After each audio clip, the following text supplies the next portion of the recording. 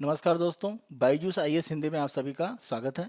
आज हम आपके सामने 13 जून 2021 के समाचार विश्लेषण प्रस्तुत कर रहे हैं, जिसमें द हिंदू अखबार के प्रमुख आलेख तथा संपादकीय की चर्चा करेंगे और उनसे संबंधित मुख्य परीक्षा के जो प्रश्न हैं वो भी आपको प्रैक्टिस के लिए दिए जाएंगे। साथ साथ उन प्रश्नों की जो संबंधित संरचना है, कैसे आपको उत्तर लेखन उसका करना है, उसके संबंध में भी हम चर्चा करेंगे।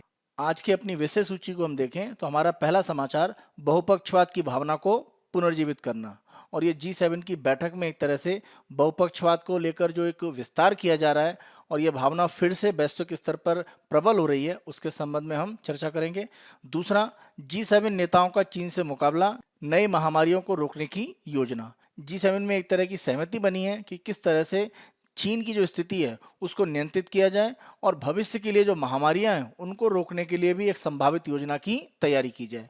तो इसके संबंध में आर्टिकल में चर्चा है। तीसरा, बिटकॉइन का विस्तार। अल सल्वाडोर के द्वारा बिटकॉइन को अपने यहाँ स्वीकार करने के बाद बिटकॉइन को लेकर एक जो चर्चा है वो पुनः विस्तारित हो गई है, तो इसके संबंध में हम चर्चा करेंगे। नई अवर्गीकरण नीति को मिली मंजूरी। देखिए, अवर्गीकरण का मतलब जो भी सरकारी एक तरह से दस्तावेज हैं उनको डिक्लासिफाई करना, यानी सार्वजनिक रूप से उनकी उपलब्धता को सुनिश्चित करना। तो इसके संबंध में एक नई नीति यहाँ पर रक्षा मंत्रालय की तरफ से आई है और इसी संबंध में हम चर्चा करेंगे।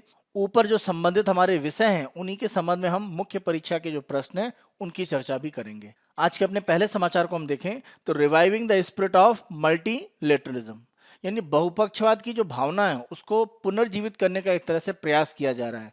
खास तौर से अगर हम G7 की जो बैठक देखें जो वर्तमान में यूके में आयोजित की जा रही है, और इस बैठक के माध्यम से एक कोशिश ये की गई है कि जो G7 के देश हैं उनकी प्रासंगिकता को बढ़ाया जाए। अगर हम 2007-8 के बाद की स्थितियों को खास तौर पर देखें तो वैश्विक आर्थिक संकट जो 2007-8 में आया था उसके बाद की स्थितियों में भारत की अगर हम बात करें, चीन, ब्राज़ील, मैक्सिको, अगर विकासशील देशों की हम बात करें तो वो एक तरह से काफ़ी तेज़ी से आगे बढ़ रहे हैं।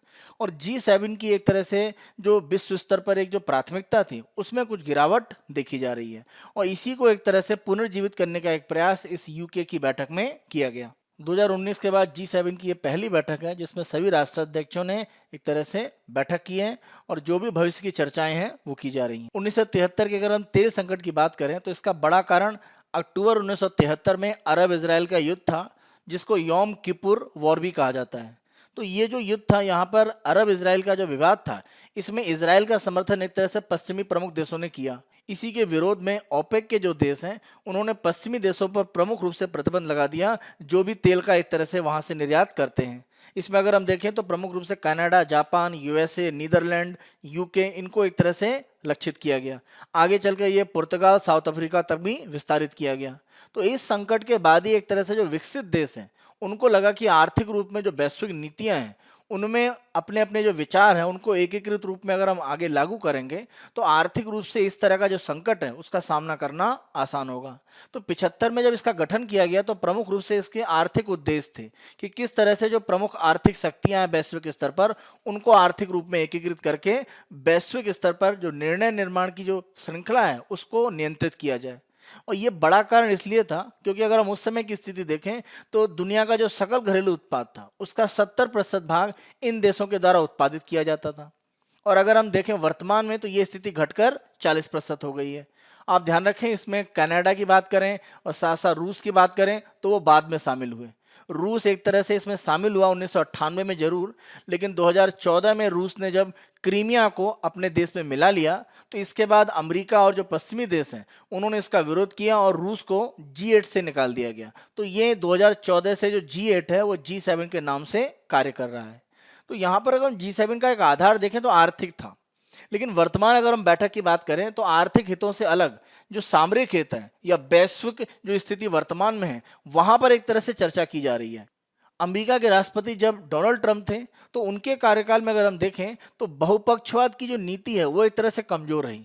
अगर हम 1975 के बाद की स्थितियों को देखें, खास तौर से 1990-91 का समय जब एक तरह से शीत युद्ध को खत्म माना गया क्योंकि सोवियत संघ का विघटन हो गया था, तो ये जो समय था यहाँ पर अगर हम देखें तो बहुपक्षवाद मजबूती से आगे बढ़ रहा था क्योंकि जितने भी देश थे वो अमेरिका के साथ मिलकर वैश्विक नीति बनाने का प्रयास कर रहे थे। 90-91 के बाद की स्थितियां देखें तो जैसे सोवियत संघ का एक तरह से विघटन हुआ और रूस एक अलग देश के रूप में आया और अन्य देश निर्मित हुए, तो अमेरिका का एक तरह से कह सकते हैं कि वैश्विक आर्थिक और सामरिक मंच पर एक शक्ति के रूप में उदय हुआ और एकमात्र शक्ति के रूप में, सुपर पावर के रूप में। रूस की जहां तक बात करें तो सैन्य शक्ति जरूर था लेकिन आर्थिक शक्ति नहीं था। तो ये शीत युद्ध की एक समाप्ति को मान लिया गया। और उसके बाद अगर हम देखें तो वैश्विक स्तर पर जैसे जैसे आर्थिक विकास, आर्थिक सुधार बढ़े, उसमें विकासशील देश तेजी से आगे बढ़े, जिसमें हम चीन और भारत का उदाहरण ले सकते हैं।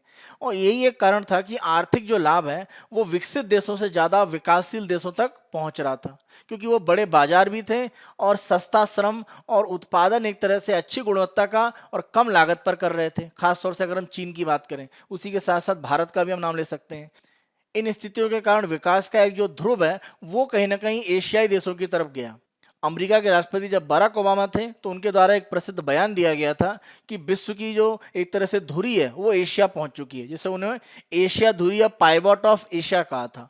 तो एशिया को एक तरह से वैश्विक जो विकास की धुरी है वो बराक ओबामा के समय ही स्वीकार किया गया था। लेकिन ओबामा के बाद जब डोनाल्ड ट्रंप आए, उन्होंने नीतियों में बड़ा परिवर्तन किया।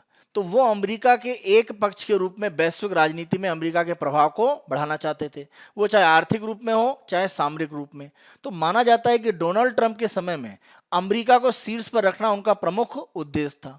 और उन्होंने बहुपक्षवाद को, यानी कई देशों के साथ मिलकर अलग अलग पक्षों पर बात करना और वैश्विक नीति बनाना, उसको उन्होंने तेजी से कमजोर किया। डोनाल्ड ट्रंप के समय में बहुपक्षवाद को कमजोर करने के प्रयास अगर हम उदाहरण के रूप में देखें तो पेरिस जो जलवायु समझौता था, उससे बिना अपने जो सहयोगी देश है उनसे विचार विमर्श करें अमेरिका ने अपने आप को अलग कर लिया। एक दूसरा उदाहरण आप देखें तो ट्रंप के द्वारा अपने कार्यकाल में यह बात कही गई कि G7 अपनी जो प्रासंगिकता है वो खो चुका है। इस तरह के बयान अमेरिका के एकाधिकार को वैश्विक स्तर पर मजबूत करने का एक प्रयास दिखा रहे थे और बहुपक्षवाद को कमजोर कर रहे थे। इस प्रयास में अगर हम देखें तो यूके, जर्मनी, फ्रांस जो अमेरिका के सहयोग के साथ चल रहे थे वो भी उसके विरोध में दिख रहे थे। डोनाल्ड ट्रंप के कार्यकाल का एक प्रमुख हिस्सा आप कह सकते हैं कि उन्होंने वैश्विक स्तर पर अमेरिका की जो कमजोरी दिख रही थी उसको बहुपक्षवाद को नीचे गिराकर अमेरिका की मजबूती के रूप में आगे बढ़ाने का प्रयास किया। लेकिन अगर वर्तमान में जो बिडेन की बात करें तो वो बहुपक्षवाद को लेकर आगे बढ़ने की एक प्रक्रिया से गुजर रहे हैं और उन्होंने इसके लिए प्रमुख रूप से आगे बढ़कर मांग रखी है कि बहुपक्षवाद की स्थिति को बनाया जाना चाहिए। जो बिडेन के द्वारा यह कहा गया कि जो ग्लोबल नॉर्थ है कि वो UK, France, Germany, Canada, Italy इन देशों के साथ अपने सहयोग को मजबूत करे। और जब इन देशों की हम बात करते हैं तो ये सभी G7 में भी सदस्य हैं। तो अगर हम देखें तो अप्रत्यक्ष रूप से G7 का जो एक मंच है उसको और ज्यादा मजबूती देने के लिए जो बिडेन काम कर रहे हैं और इसीलिए बहुपक्षवाद की जो स्थिति है वो वर्तमान में मजबूत होती दिख रही है। अब अगर हम कुछ प्रयास देखें जो बहुपक्षवाद की ओर एक इशारा कर रहे हैं, पहला अगर हम प्रमुख प्रयास देखें तो 4 से 5 जून के बीच में यूके में ही जो G7 के वित्त मंत्री हैं उनकी बैठक आयोजित की गई और इस बैठक में निर्णय लिया गया कि जो बहुराष्ट्रीय कंपनियां हैं, जो मल्टीनेशनल कंपनीज हैं, MNCs, उनके ऊपर 15% का एक न्यूनतम वैश्विक कर लगाया जाएगा और इसके बारे में एक सहमति इन G7 के देशों में व्यक्त की गई। ये जो कर लगाने के बारे में समझौता हुआ है, इसका प्रमुख उद्देश्य ये है कि कंपनियां जिस देश में प्रमुख रूप से काम करके लाभ कमा रही हैं वहां पर भी वो कर दें। ऐसा ना हो कि वो टैक्स हेवन यानी जो करों के लिए स्वर्ग माने जाते हैं देश, जैसे कुछ द्वीपीय देशों की बात करें, कैमन आइलैंड हुआ या मॉरिशस हुआ, वहां से निवेश करके जो कर की स्थिति है वो एक तरह से वो चोरी करते हैं। इस प्रकार की कर चोरी को रोकने के लिए एक न्यूनतम कॉर्पोरेट टैक्स यानी न्यूनतम निगम कर की बात की गई है, जो किसी भी कंपनी को किसी भी देश में लगभग 15% की एक जो दर है उस पर देना पड़ेगा। अमेरिका की बात करें तो अमेरिका इसके लिए 21% की दर की बात कर रहा है, लेकिन अभी ये 15% का एक समझौता हुआ है। अमेरिका का एक तरह से अनुमान है कि अगर इस तरह की बहुराष्ट्रीय कंपनियों पर एक न्यूनतम वैश्विक कर लगाया जाएगा 15% की दर से, तो माना जा रहा है कि अमेरिका को लगभग 10 साल में $500 अरब का टैक्स एक तरह से मिल सकता है।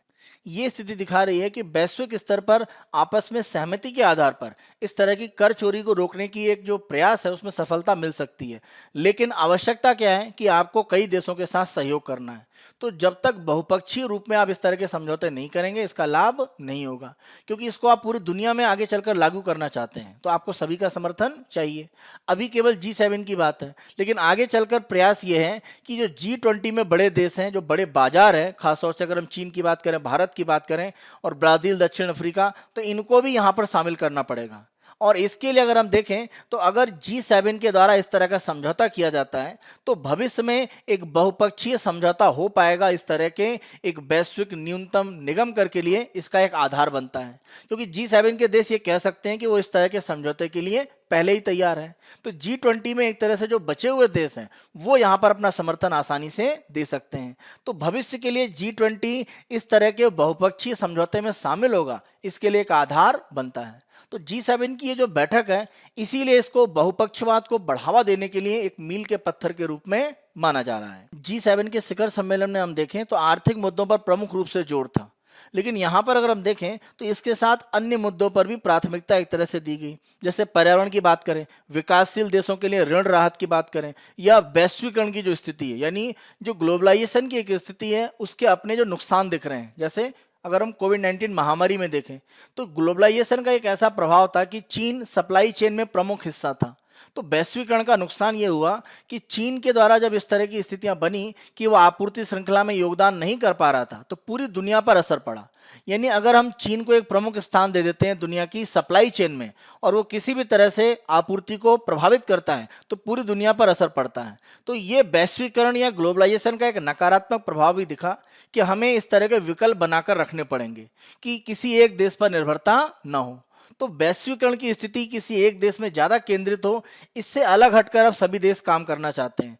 इस पहल में आप देखें तो भारत भी एक तरह से साथ है, क्योंकि अगर इस तरह की स्थिति बनती है तो सप्लाई चेन के एक विकल्प के रूप में भारत सबसे मजबूत दावेदार माना जाता है चीन का। वैश्वीकरण की एक नकारात्मक स्थिति जो कोविड-19 महामारी में दिखी, इसको दूर करने के लिए सभी देश प्रयास करना चाहते हैं। तो इसके लिए भी प्रमुख रूप से G7 प्रयास कर रहा है। इसी के साथ साथ वैश्विक स्तर पर आतंकवाद को कैसे नियंत्रित किया जाए, इसके लिए भी G7 के देश मिलकर कार्य कर रहे हैं। ये स्थितियां दिखाती हैं कि वैश्विक स्तर पर जो भी समस्याएं हैं उनके लिए जब तक आप मिलकर कार्य नहीं करेंगे, बहुपक्षीय होकर कार्य नहीं करेंगे, सही एक तरह से निर्णय नहीं होंगे और उनके दूरगामी प्रभाव सकारात्मक नहीं होंगे। क्योंकि किसी एक देश या दो देश के द्वारा कोई भी निर्णय लागू करने का प्रयास किया जाएगा तो उसके हमेशा नकारात्मक प्रभाव होते हैं, क्योंकि जो अन्य देश हैं वो उन देशों के एकाधिकार के बढ़ने का एक तरह से उनको आशंका बन जाती है। तो ये संभावना किस तरह दूर हो, इसका एक ही तरीका है कि ज्यादा से ज्यादा देशों को आप इस तरह के जब भी कोई समझौते हैं उसमें शामिल करें। तो G7 की यह पहल काफी सकारात्मक मानी जाएगी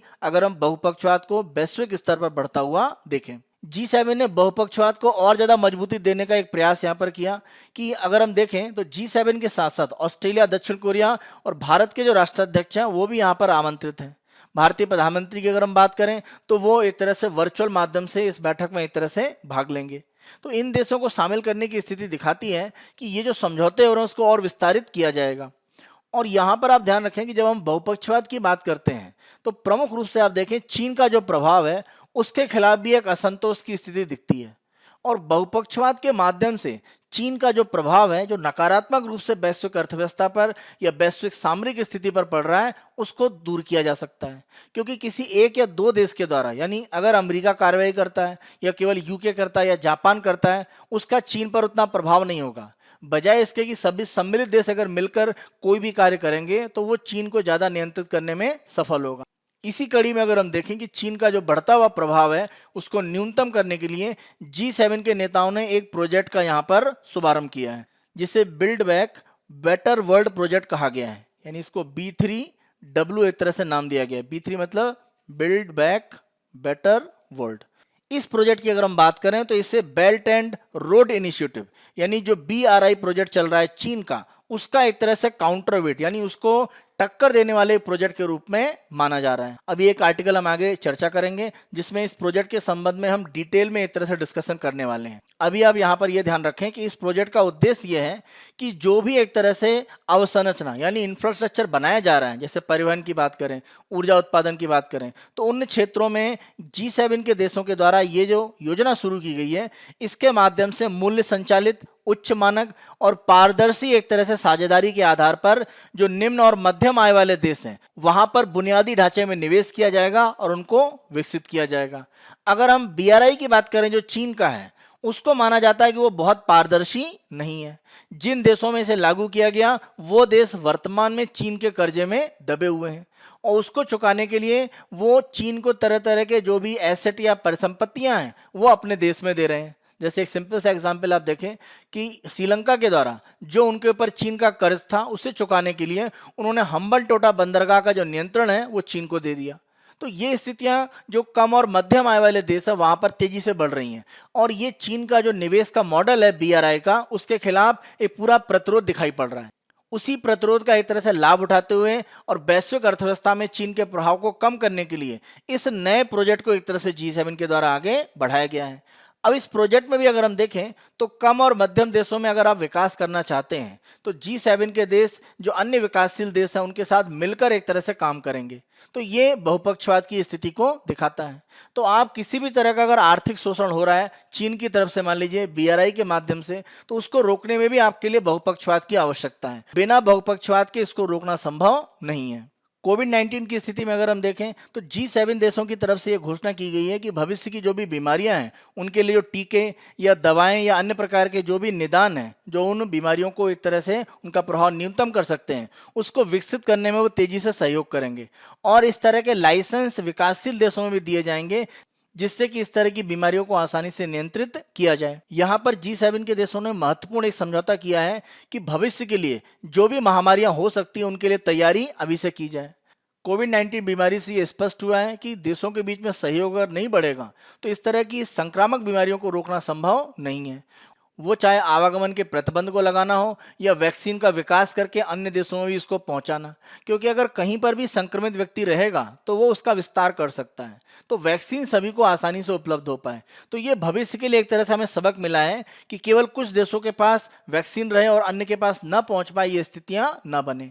इसके लिए पेटेंट या अन्य तरह के जो समझौते हैं उनमें अन्य देशों को छूट दी जाए, इसके बारे में G7 के देशों ने भी विचार किया है। और ये अगर होता है तो ये बहुपक्षवाद को और मजबूत करेगा, क्योंकि महामारी से लड़ने में जो कम और मध्यम आय वाले जो देश हैं वो भी शामिल होंगे, क्योंकि उनको मालूम है कि G7 से उनको मदद मिलेगी। तो ये बहुपक्षवाद के लिए एक मजबूत आधार तैयार करेगा। कोविड-19 के लिए जो टीकों की उपलब्धता है वो जनसंख्या के अनुपात में अलग अलग है। जैसे अमेरिका, यूरोप में जितनी आवश्यकता उससे ज़्यादा उनके पास एक तरह से टीके की उपलब्धता बन रही है। तो इस तरह की स्थितियां ना आ पाएं, ये तभी हो पाएगा जब हम बहुपक्षवाद को आगे बढ़ाएंगे। केवल एक देश के द्वारा नीतियां निर्धारित की जाएंगी, अन्य का साथ नहीं लिया जाएगा या अन्य के विचार नहीं सुने जाएंगे, तो कोविड-19 जैसी जो महामारियां हैं वहां पर सही रूप में उसका सामना किया जा सके, इसकी संभावनाएं कम है। इसी तरह से वैश्विक स्तर पर जो आर्थिक विकास है उसमें किसी एक देश का प्रभुत्व न हो पाए, एक किसी देश के द्वारा नीतियां थोपी न जाए जैसा चीन के द्वारा करने का प्रयास किया जा रहा है, या सामरिक रूप से वो तेजी से अपना विकास करके अन्य देशों के हितों को एक तरह से अनदेखा कर रहा है। जैसे अगर हम दक्षिणी चीन सागर में देखें जो चीन का व्यवहार है, इस तरह की नीतियों पर अंकुश तभी लगाया जा सकता है जब बहुपक्षवाद को बढ़ावा दिया जाए। बहुपक्षवाद के माध्यम से किसी भी देश पर जो दबाव है उसको अधिकतम स्तर तक ले जाया जा सकता है और ऐसी स्थिति में उस देश के जो निर्णय हैं वो वैश्विक अर्थव्यवस्था को देखकर होंगे, बजाय उसके कि वो अपने केवल लाभ के लिए कार्य करें। बहुपक्षवाद को बढ़ावा देने के लिए G7 के देश जिस तरह से कार्य कर रहे हैं और उन्होंने समझौते भी एक तरह से किए हैं, ये बताता है कि आने वाले समय में बहुपक्षवाद की स्थिति मजबूत होगी, क्योंकि जो प्रमुख विकसित देश हैं वो इसके साथ चलना चाहते हैं। तो ये भविष्य के लिए एक अच्छे संकेत हैं। हम अपने अगले समाचार पर आते हैं। G7 leaders take on China, plan to stop new pandemics. तो यहाँ पर आप देखें कि चीन का किस तरह से सामना किया जाए और भविष्य की जो महामारियां उनको रोकने के लिए कैसे प्रयास किए जाएं। तो अभी हमने जो आर्टिकल डिस्कस किया उसमें अगर हम देखें तो ये प्रमुख समझौते के रूप में जरूर किया गया है। इस आर्टिकल में अगर हम देखें तो प्रमुख रूप से चीन की जो स्थिति है उसके संबंध में बात कही गई है। G7 की अगर हम बैठक की बात करें तो इसी शनिवार को बिल्ड बैक बेटर वर्ल्ड यानी B3W इस परियोजना के बारे में एक तरह से निर्णय लिया गया और यह समझौता किया गया कि इस तरह की जो परियोजना है इसको आगे बढ़ाया जाएगा। अब यहाँ पर कोशिश क्या है, चीन की जो एक तरह से योजना है बेल्ट एंड रोड इनिशिएटिव, इसको प्रत्युत्तर देने के लिए इस योजना B3W यानी बिल्ड बैक बेटर वर्ल्ड एक तरह से बनाई जा रही है। अगर हम चीन के बेल्ट एंड रोड इनिशिएटिव के कुछ प्रमुख परियोजनाओं को देखें, पूर्ण रूप से हम सारी योजना डिस्कस नहीं कर रहे हैं, बस आपको एक आधार देखना है, तो प्रमुख रूप से आप देखें, जैसे अगर हम पहली योजना देखें तो एक तरह से एशिया यूरोप को स्थल मार्ग से कैसे जोड़ा जाए और इस परिवहन मार्ग का एक तरह से उपयोग करके चीन और रूस के जो क्षेत्र उनको जोड़ा जाए, जिससे कि व्यापारिक गतिविधियां बढ़ पाएं। इसी के साथ साथ चीन, रूस और मंगोलिया का एक जो आर्थिक गलियारा वो बनाने की बात चल रही है। एक तीसरा प्रोजेक्ट देखें तो चाइना पाकिस्तान जो आर्थिक गलियारा है, जो एक तरह से भारत के जो क्षेत्र है वहां से गुजरता है, जिस पर पाकिस्तान का गैर कानूनी नियंत्रण है। इस BRI योजना के द्वारा चीन के द्वारा आधारभूत ढांचा है वो वैश्विक स्तर पर बड़े पैमाने पर डेवलप किया जा रहा है। इसी एक योजना में हम देखें तो चीन एक तरह से एशिया के क्षेत्र को मध्य एशिया और साथ साथ पश्चिमी एशिया के क्षेत्रों से जोड़ने के लिए प्रयास कर रहा है। इसी के साथ साथ बांग्लादेश श्रीलंका से होते हुए एक तरह से अफ्रीका के क्षेत्र और यहाँ से एक तरह से जिसको हम बोलते हैं पुराना जो सिल्क रूट था उसको एक तरह से स्थल भाग में यानी स्थल के क्षेत्र में और साथ साथ समुद्री क्षेत्र दोनों में सक्रिय करना, ये चीन का प्रमुख रूप से उद्देश्य है। तो इसके द्वारा ये बड़े पैमाने पर जो आधारभूत ढांचा बनाने का प्रयास है बेल्ट एंड रोड इनिशिएटिव में, इसके माध्यम से बहुत सारे देशों के साथ समझौते किए गए, वहां पर इस तरह का आर्थिक ढांचा बनाया जा रहा है। अब इस कार्य के लिए चीन ने वहां पर ऋण दिया है। अब अगर देश ऋण वापस नहीं कर पाता है तो उसके बदले में वहां पर जो परियोजनाएं हैं उसमें चीन अपनी हिस्सेदारी बना रहा है और इसी का विरोध कई देशों के द्वारा किया जा रहा है। जैसे हम देखें मलेशिया, कंबोडिया, लाओस, उनके द्वारा इसका विरोध किया जा रहा है। मलेशिया ने अपने कई प्रोजेक्ट्स को कैंसिल किया है। तो ये स्थितियां दिखा रही हैं कि ये जो BRI प्रोजेक्ट है ये बहुत पारदर्शी रूप में नहीं है और जो देश इसमें शामिल हैं उनको आर्थिक लाभ उतना नहीं है और चीन को आर्थिक लाभ ज्यादा है।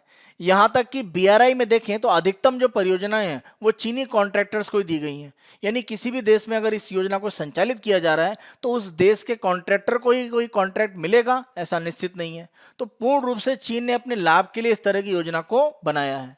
अब प्रारंभिक स्तर पर आप देखें तो इस परियोजना में जो अमेरिका के कुछ समर्थक देश हैं वो भी शामिल हुए, जैसे अगर हम बात करें इटली की, वो इन योजनाओं में शामिल हुआ। लेकिन वर्तमान स्थिति में आप देखें खासतौर से डोनाल्ड ट्रंप के बाद ये स्थितियां धीरे धीरे बदलने लगी। जहां तक हम भारत की बात करें तो भारत ने हमेशा इसका बढ़ चढ़कर विरोध किया है और भारत ने अपने आप को कभी भी BRI में कभी भी शामिल नहीं किया, जबकि चीन का हमेशा ये प्रयास रहा है।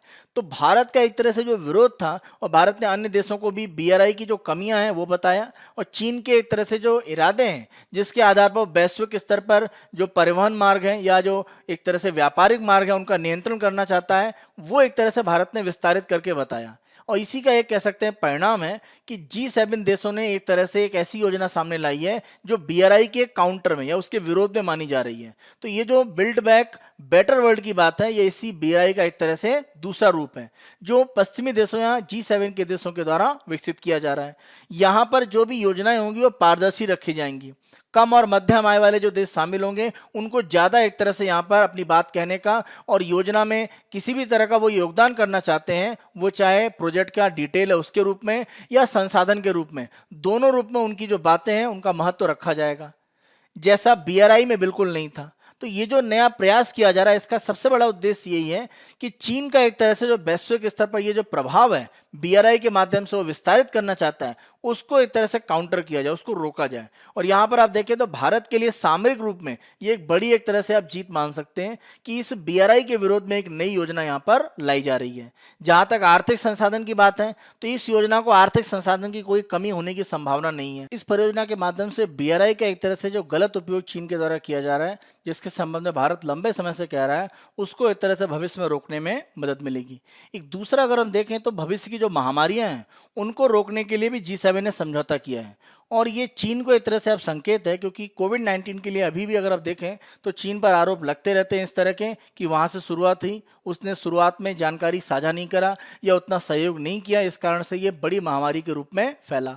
तो भविष्य में इस तरह की अगर कोई स्थितियां बनती हैं तो G7 मिलकर एक तरह से कार्य करेंगे। चीन का जो प्रभाव है उसको एक तरह से न्यूनतम करने की स्थितियां भविष्य में बन रही हैं। कोविड-19 में जिस तरह से पश्चिमी देशों पर प्रभाव पड़ा वो एक तरह से सतर्क हैं कि भविष्य के लिए अगर इस तरह की महामारियां आती हैं तो उनके लिए तैयारी अभी से करनी पड़ेगी।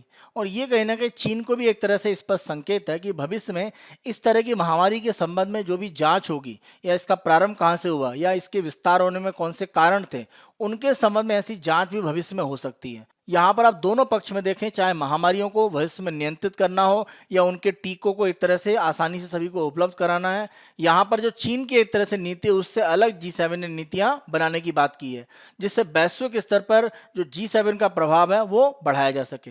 इसी के साथ साथ आप देखें ये जो योजना लाई गई है इसके माध्यम से चीन अपना जो आर्थिक विस्तार कर रहा है उसको एक तरह से रोकने का प्रयास है। अगर हम यहाँ पर भारत का पक्ष देखें तो भारत के लिए इस तरह के जो समझौते हुए उनका महत्व क्या है, खास तौर से बिल्ड बैक बेटर वर्ल्ड की अगर हम बात करें तो हिंद महासागर में और हमारे जो पड़ोसी देश हैं वहां पर जो चीन की उपस्थिति उसको नियंत्रित करने में ये काफी एक तरह से सफल होगा। G7 के समर्थन से अगर इस तरह की कोई योजना आती है तो चीन के द्वारा श्रीलंका, बांग्लादेश, म्यांमार जैसे देशों में योजनाएं जो संचालित हो रही हैं उनके प्रत्युत्तर में योजनाएं लाई जा सकती हैं, जहां पर भारत एक प्रमुख भूमिका निभा सकता है। हिंद महासागर में चीन अपनी जो मजबूती बना रहा है उसको रोकने में भी ये परियोजना भविष्य में काफी मदद कर सकती है। दूसरा अगर हम देखें तो चीनी प्रतिस्पर्धा से अलग अल्प विकसित देशों में प्रभाव बढ़ना, आसानी से ऋण उपलब्ध कराकर अल्प विकसित देशों में जिस तरह से चीन के द्वारा अपना आर्थिक विस्तार किया गया और वर्तमान में वो देश चीन के खिलाफ एक तरह से कार्य कर रहे हैं, क्योंकि उनको लग रहा है कि चीन ने उनके आर्थिक संसाधनों का गलत उपयोग किया है या उनको उतना लाभ नहीं हुआ है। ऐसे देश अगर एक नई परियोजना देखते हैं जिसे हम बिल्ड बैक बेटर वर्ल्ड कह रहे हैं और वहां पर उनके लिए ज्यादा अधिकार होते हैं और ज्यादा आसानी से निवेश प्राप्त कर सकते हैं, नीतियां काफी सरल होंगी, तो ये चीन के लिए एक तरह से प्रतिस्पर्धा को समाप्त करेगा। चीन की BRI परियोजना में जो देश शामिल हैं उनके धीरे धीरे यहां से हटने की संभावना दिख रही है। तो ये भारत के लिए एक तरह से अपना आर्थिक प्रभाव जो अल्प विकसित देश या मध्यम आय वाले देश हैं जहां पर एक तरह से चीन ने अपना विस्तार ज्यादा किया है, खासतौर से अगर हम अफ्रीका के देशों में देखें तो भारत के लिए संभावना एक तरह से मजबूत हो जाती हैं। तीसरा देखें, वैश्विक आपूर्ति श्रृंखला में स्थान मजबूत करना। अगर चीन के खिलाफ एक तरह से कह सकते हैं उनको काउंटर करने के लिए ये नीति आती है तो वैश्विक स्तर पर चीन का जो प्रभाव है उसको भी घटाने का प्रयास होगा। और कोविड-19 में आपूर्ति श्रृंखला में जो एक समस्या आई उसका बड़ा कारण था कि आपूर्ति श्रृंखला का एक केंद्रीकरण हो गया चीन में, तो उसको घटाने के लिए भी G7 के देश भविष्य में काम करेंगे। और अगर ऐसा होता है तो आपूर्ति श्रृंखला के एक विकल्प के रूप में भारत हमेशा उपस्थित रहेगा। तो ये भारत के लिए, भारत का विनिर्माण क्षेत्र की बात करें उसके लिए एक अच्छी खबर है। तो भविष्य में इस तरह की स्थितियां भारत को अपने विनिर्माण क्षेत्र को मजबूत करने में मदद करेंगी। एक चौथे पार्ट पर देखें कि वैक्सीन कूटनीति। अगर हम देखें तो जनवरी, फरवरी, मार्च तक, जब तक भारत में दूसरी कोविड की वेव नहीं आई थी, तब तक हमने बड़े पैमाने पर वैक्सीन का निर्यात किया, क्योंकि विश्व के सबसे बड़े वैक्सीन उत्पादक देशों में हम हैं। तो उन स्थितियों में हमने निर्यात किया। वर्तमान में हमारे यहाँ जरूर कमी है, लेकिन उस समय अन्य देशों को आवश्यकता थी, हमने इसे उपलब्ध कराया। तो इसका एक सकारात्मक पक्ष हो सकता है, क्योंकि यहाँ पर G7 ने वैक्सीन की उपलब्धता या भविष्य की जो महामारियां हैं उनको नियंत्रित करने के लिए किस तरह से कार्य करना है उसके बारे में भी एक समझौता किया है। तो भारत के द्वारा जो सकारात्मक वैश्विक स्तर पर सहयोग किया गया वैक्सीन के वितरण में, ये भारत के लिए भविष्य में एक मजबूत स्थिति बनाता है। तो ये पहल जो नई शुरू की गई है, जो चीन के खिलाफ एक तरह से मानी जा रही है, इससे भारत के आर्थिक और जो सामरिक उद्देश्य हैं उन दोनों को एक तरह से पूरा करने में मदद मिलेगी। तो जितनी तेजी से योजना लागू होगी उतना ही भारत के लिए भविष्य में एक तरह से मजबूती मिलेगी। इस योजना का जो डिटेल है वो जल्द एक तरह से इन देशों के द्वारा जारी किया जाएगा, जिसको कार्बिस बे डिक्लेरेशन भी कहा जा रहा है। तो इसी कार्बिस बे जो यूके के पार्ट पर है, वहां पर एक तरह से रिजॉर्ट में ये जो सम्मेलन हो रहा है, तो कार्बिस बे डिक्लेरेशन इसी नाम से एक तरह से रखा गया है। तो ये जो घोषणा पत्र प्रमुख रूप से जब जारी किया जाएगा तो ये जो योजनाएं यहाँ पर G7 के द्वारा स्वीकार की गई हैं, इनके प्रमुख रूप से जो भाग हैं वो स्पष्ट रूप में सामने आएंगे। G7 की बैठक के जो समझौते हैं उनका प्रमुख उद्देश्य यही है कि वैश्विक स्तर पर जो चीन का प्रभाव है उसको किस तरह से नियंत्रित किया जाए, आर्थिक और सामरिक दोनों पर, और साथ साथ महामारी की जो स्थितियां विश्व में भविष्य में आ सकती हैं उनको नियंत्रित करने के लिए अभी प्रयास किए जाएं और वैक्सीन वितरण की जो स्थिति है उसको और ज्यादा साम्यता में लाया जाए। और इन सब में भारत के लिए भविष्य में एक महत्वपूर्ण स्थान बनता है। G7 की ये जो बैठक है ये भविष्य में भारत के लिए अच्छी स्थितियों को एक तरह से दर्शाता है। हम अपने अगले समाचार पर आते हैं और ये बिटकॉइन के संबंध में है।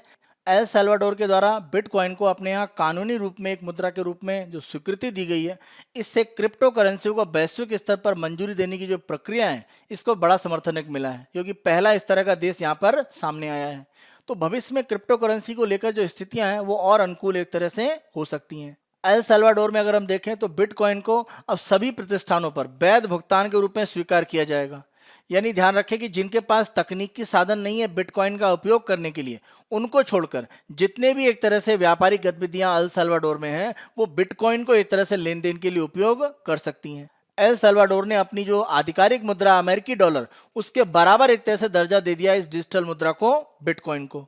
एल सल्वाडोर के द्वारा अमेरिकी डॉलर एक तरह से मुद्रा के रूप में अपनाया गया है। इसका बड़ा कारण यह माना जाता है कि अमेरिकी डॉलर मुद्रा होने से उस देश में स्थिरता और निवेश की जो संभावनाएं आर्थिक रूप में है वो बढ़ जाती हैं।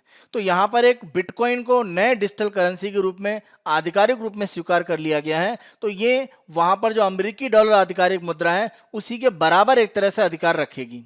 अल साल्वाडोर का ये कहना है कि उन्होंने क्योंकि अमेरिका की जो मुद्रा अमेरिकी डॉलर है उसको स्वीकार कर रखा है अपने यहाँ आधिकारिक मुद्रा के रूप में, तो अगर अमेरिकी डॉलर में किसी तरह का परिवर्तन होता है, खास तौर से अमेरिका का जो केंद्रीय बैंक है फेडरल रिजर्व, उनके द्वारा अगर कोई परिवर्तन होता है तो उनकी आर्थिक स्थिरता पर प्रभाव पड़ता है।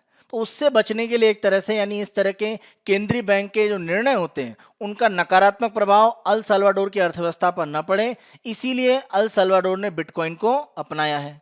अल साल्वाडोर के लिए आप ध्यान रखें कि विदेशों में जो काम कर रहे हैं अल साल्वाडोर के नागरिक, उनके द्वारा जो भी आर्थिक प्रेषण यानी रेमिटेंस जो भेजा जाता है, अपनी आमदनी का हिस्सा जो वो अल साल्वाडोर में भेजते हैं, वो उस देश की आमदनी में एक बड़ा भाग है। अगर हम 2019 के आंकड़े देखें तो लगभग वहाँ की जो सकल घरेलू उत्पाद है उसका 20% केवल बाहरी प्रेषण से आता है, और ये अगर हम देखें तो लगभग 6 अरब डॉलर है। यह आंकड़ा दिखाता है कि अल साल्वाडोर में बाहर से जो भी प्रेषण के रूप में रेमिटेंस के रूप में धन आ रहा है वो काफ़ी ज़्यादा है। तो अगर बिटकॉइन के माध्यम से धन का हस्तांतरण होगा तो अल साल्वाडोर के जो लोग हैं उनको बैंक और जो अन्य एजेंसियों के लेन देन पर शुल्क देना पड़ता है वो नहीं देना पड़ेगा। आप ये ध्यान दें कि 6 अरब डॉलर जो अल साल्वाडोर में पहुंच रहा है उसके लिए अगर हम मान लें कि 1 लाख डॉलर का भी एक शुल्क के रूप में भुगतान किया जा रहा है, तो अगर ये बिटकॉइन के माध्यम से आएगा तो ये शुल्क अल साल्वाडोर के लोगों को नहीं देना पड़ेगा। तो ये एक तरह से जो रेमिटेंस या प्रेषण अल साल्वाडोर में बाहर से आ रहा है उसको सकारात्मक रूप में बढ़ाने में मदद करेगा और लोगों की बचत भी करेगा। ये अल साल्वाडोर की सरकार के द्वारा कुछ कारण गिनाए गए हैं जिसके आधार पर उन्होंने बिटकॉइन को स्वीकार किया है। अगर हम क्रिप्टो करेंसी में देखें तो बिटकॉइन एक तरह से पहला और सबसे बड़ी क्रिप्टो करेंसी थी जो शुरू की गई थी, और 2008 में अगर हम देखें तो जापानी मूल के एक व्यक्ति हैं सातोशी नाकामोटो, उनके द्वारा इसे शुरू किया गया। वैसे इसके बारे में कहा जाता है कि ये काल्पनिक नाम है, वास्तविक नहीं है, लेकिन अभी अगर हम देखें तो सातोशी नाकामोटो को ही बिटकॉइन को शुरू करने का श्रेय दिया जाता है। तो ये ऑनलाइन भुगतान प्रणाली का एक तरह से हिस्सा है और धीरे धीरे मुख्य धारा भुगतान का एक तरह से पार्ट बनता जा रहा है। बिटकॉइन के बाद अगर हम देखें तो अन्य जो क्रिप्टो करेंसी तेजी से आगे बढ़ी हैं उसमें एथेरियम, टीथर और बिनेंस कॉइन भी प्रमुख रूप से आगे बढ़े हैं। क्रिप्टो करेंसी के अगर हम काम करने की बात करें तो ये प्रमुख रूप से ब्लॉकचेन टेक्नोलॉजी पर काम करते हैं। आप इस तरह से समझिए कि किसी भी तरह का भुगतान अगर आप करते हैं, अगर हम सामान्य बैंकिंग की बात करें तो आपका जो लेन देन होता है वो बैंक में एक तरह से रजिस्टर होता है और ये लेन देन केवल बैंक के पास होता है। तो इसको हैक करके किसी भी तरह का इसका दुरुपयोग संभव हो सकता है। लेकिन अगर कोई ऐसा सिस्टम बना दिया जाए कि आपने कोई भी आर्थिक लेन देन किया है और वो लेन देन विश्व में जितने भी लोग उस तरह का आर्थिक लेन देन कर रहे हैं सभी के पास अगर उसका रिकॉर्ड है, तो आप इसको हैक नहीं कर सकते हैं क्योंकि आपको सभी रिकॉर्ड में चेंज करना पड़ेगा। ये ब्लॉकचेन टेक्नोलॉजी बेसिकली कहलाती है। यानी किसी भी तरह का ट्रांजैक्शन हुआ तो उसके संबंध में एक इंफॉर्मेशन रजिस्टर रहती है और ये इंफॉर्मेशन सभी एक तरह से देख सकते हैं। यानी अगर हम बिटकॉइन में मान लीजिए किसी तरह का लेन देन आप करते हैं और आप देखें तो बिटकॉइन में जितने भी लेन देन ट्रांजैक्शन हो रहे हैं वैश्विक स्तर पर आप सभी को देख सकते हैं। अब क्योंकि ये अलग अलग जो भी अकाउंट होते हैं वो एक कोड के रूप में रहते हैं तो किसी का नाम आप पता नहीं कर सकते हैं, लेकिन एक विशेष अकाउंट जो कोड के साथ में है उसके द्वारा क्या ट्रांजैक्शन किया गया, क्या उसने प्राप्त किया या भुगतान किया, वो डिटेल आप देख सकते हैं। तो एक तरह से आप कहें कि जितने भी भुगतान हैं वो सभी लोग जो बिटकॉइन में जुड़े हैं उनके द्वारा उसे वेरीफाई किया जाता है। तो इस कारण से इसका दुरुपयोग होना उतना आसान नहीं है। एक दूसरा प्रमुख लाभ यह है कि ब्लॉकचेन टेक्नोलॉजी के साथ ये उपयोग किया जाता है तो इसमें हैकिंग की संभावना काफ़ी कम मानी जाती है। इसी के साथ साथ यहाँ पर डुप्लीकेट यानी एक बार बिटकॉइन का जो उपयोग हुआ है दोबारा उसका भुगतान के लिए दूसरी तरह उपयोग नहीं हो सकता है, तो ये यहाँ पर एक तरह से रोका जाता है।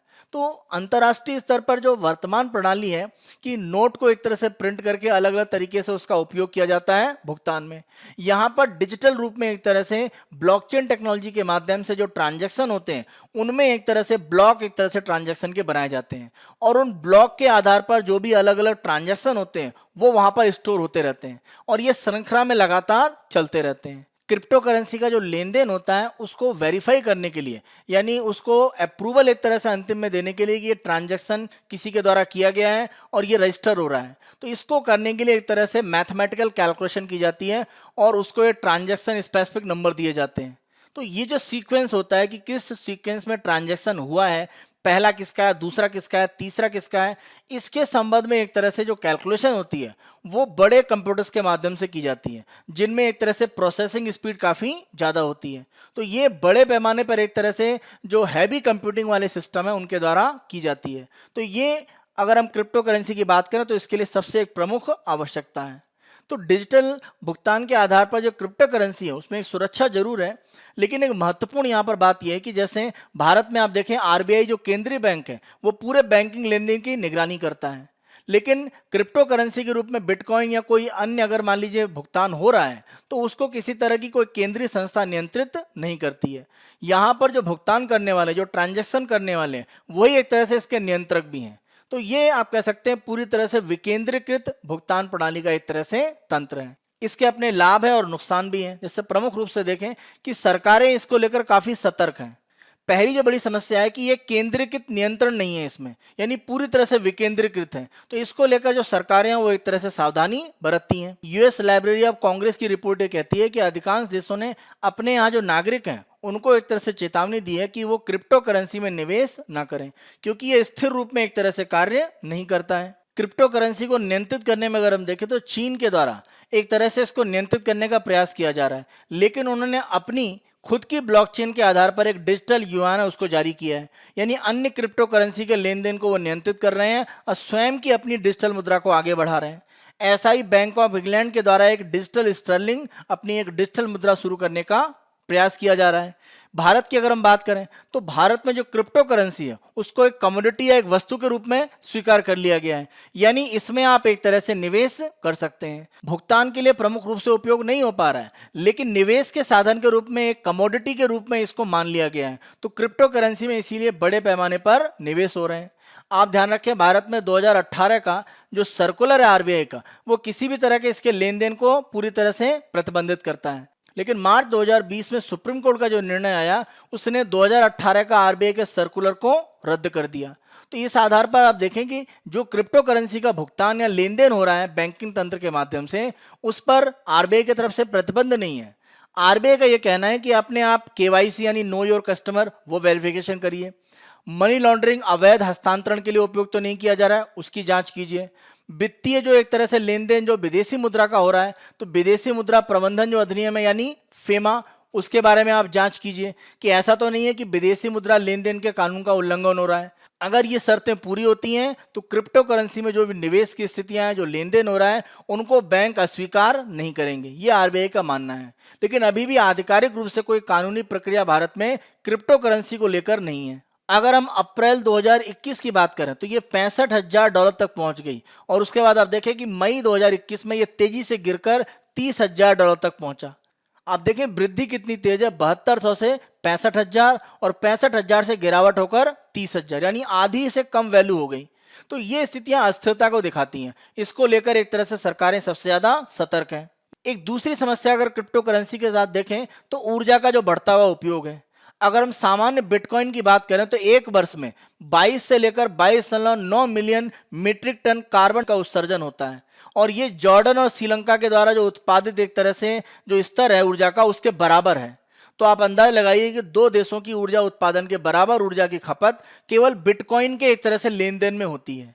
क्योंकि जैसा अभी हमने डिस्कस किया कि बिटकॉइन की जब हम माइनिंग की बात करते हैं, यानी ये जनरेट होती हैं, तो उसके लिए जो भी एक तरह से कंप्यूटर में कैलकुलेशन की जाती है, उसके लिए आपको हैवी कंप्यूटर्स की आवश्यकता होती है। तो ये जो शक्तिशाली सिस्टम कंप्यूटर के काम करते हैं, ये बड़े पैमाने पर ऊर्जा की खपत करते हैं। जहां तक एल सल्वाडोर की बात करें तो उन्होंने उन समस्याओं के हल के लिए दो प्रमुख रूप से तरीके अपना रखे हैं। एल सल्वाडोर ने वहां की जो मुद्रा डॉलर है और जो डिजिटल मुद्रा एक तरह से बिटकॉइन वहां पर जो आधिकारिक की गई है, उसमें एक तरह से जो परिवर्तन करने की क्षमता है उसको गारंटी दी है कि आसानी से आप परिवर्तन कर सकते हैं। तो किसी भी तरह की जो बिटकॉइन की कीमत की अस्थिरता है उससे आप बच सकते हैं। जैसे अगर बिटकॉइन का मूल्य तेजी से घट रहा है तो उसको एक तरह से आप वहां पर डॉलर में, एल सल्वाडोर में बदल सकते हैं।